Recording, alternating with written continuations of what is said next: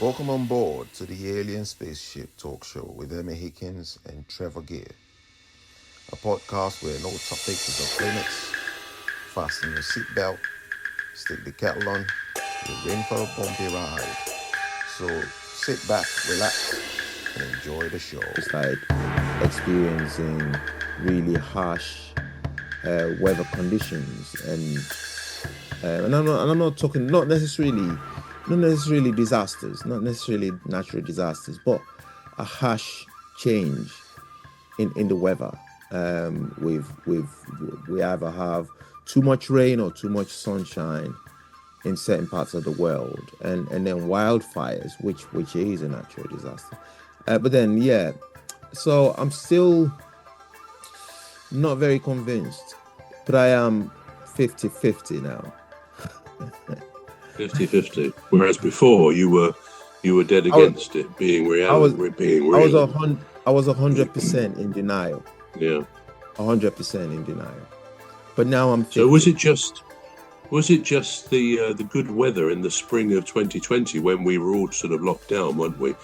Is that what made you think, well, there's not many cars about, all the usual travelling facilities aren't working, so maybe, as I think you said, that the planet had a chance to sort of take a breath and go back to what it should be? Is that what changed your opinion? That's exactly what changed my opinion. But not completely. Not completely. Not completely. No. Yeah. Apparently, I think it was in 2020, scientists reckoned that 1% of the world, of the Earth, was uninhabitable because of extreme weather. I mean, I think they probably meant the heat, say in parts of, I don't know, Africa and elsewhere, but they may also have meant the icy conditions as well, where people can't really thrive. So that's 1% of the Earth, they reckoned in 2020, but they anticipate by 2050, 20% of the Earth will be uninhabitable because of the growth of the temperature. And we know from what they've said for a long time now that just a 1 or 1.5 degree increase in the temperature can make a lot of places uninhabitable. Now, it's interesting because I'm a bit like you, I've always been a bit cynical, suspicious of the facts. We're told scientists say this, scientists say that. And it's not always easy, I've discovered before, to find out what percentage of scientists actually agree or believe anything. I mean, there will always be some of scientists or anybody else, doctors, etc., who will think differently to the main crowd, if you like. So it's difficult to find out when they say scientists think this. It won't be 100%, but it could be 80 or 90%, I don't know. But that's what they think, that come 2050, 20% of the Earth, which is a huge increase on 1%, obviously, will be uninhabitable, which will kind of produce more massive movement of populations, as we're probably seeing now. Partly due to weather conditions or whatever. I mean, the interesting part for me about this is the last ice age. Do you know how far back that was? Because periodically the Earth goes through what they call a glacial period, where for thousands of years they will have an ice age. Most things freeze. Any idea when the last one was? It was quite cold yesterday, wasn't it? But I don't think that counts. I don't know, but probably about 500 years ago. Just guessing. No, the last one actually finished about, I think it was 11,700 years ago. So that was the last ice age.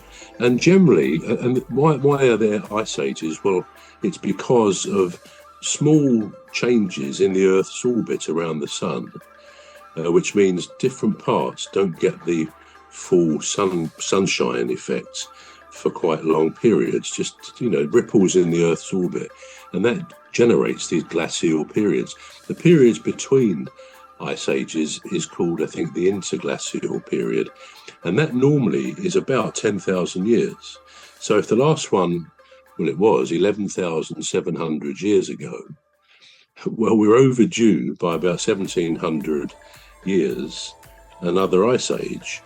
Now, what we're saying now, of course, is that the Earth is warming up. And the interesting thing is here, from what I've researched in the past, a majority of scientists do believe that our next ice age won't happen for possibly 50,000 years, right? Not another, well, it's overdue. An ice age, if you look it up, if you Google it or anything else, it will say technically it is overdue, although there can be, variations of a few thousand years. So it may not just be down to what we call global warming. But so they think it could be another 50,000 years.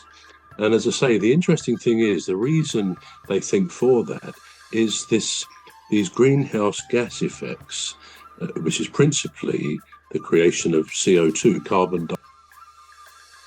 We're going to take a short break now. We're back shortly. You've been listening to the Alien Spaceship Talk Show with Trevor Gear and Emmy Hikins. The Alien Spaceship Talk Show podcast is looking for sponsors. If you're a company out there looking to spread the word about the products and services you provide, please get in touch with Deepstuff Radio Podcast on info@deepstuffrecords.com, or to use the contact form on our website to contact us, please visit radio.deepstuffrecords.com.